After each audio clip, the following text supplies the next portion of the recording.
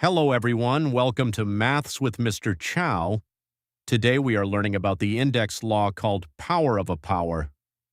By the end of this lesson, you will know how to simplify powers by multiplying the indices. Let's get started. Let's look at an example. We have x squared, all raised to the power of 3. This means x squared is multiplied by itself 3 times, so we have 6 x's altogether. Therefore, the answer is x to the power of 6. Here is the rule. Keep the base the same, then multiply the indices. 2 times 3 equals 6. In general, we can multiply the indices to simplify the expression.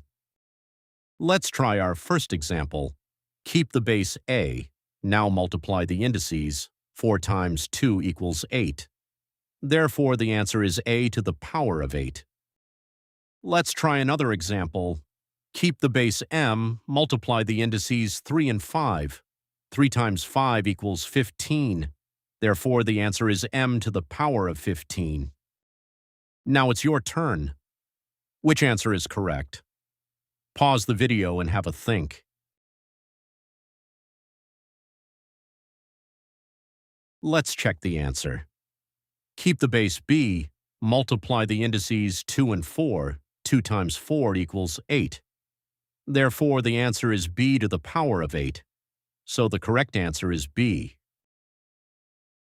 Let's summarize what we have learned today.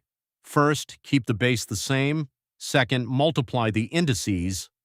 For example, x squared, all raised to the power of 3 becomes x to the power of 6. Thanks for watching Maths with Mr. Chow. See you next time.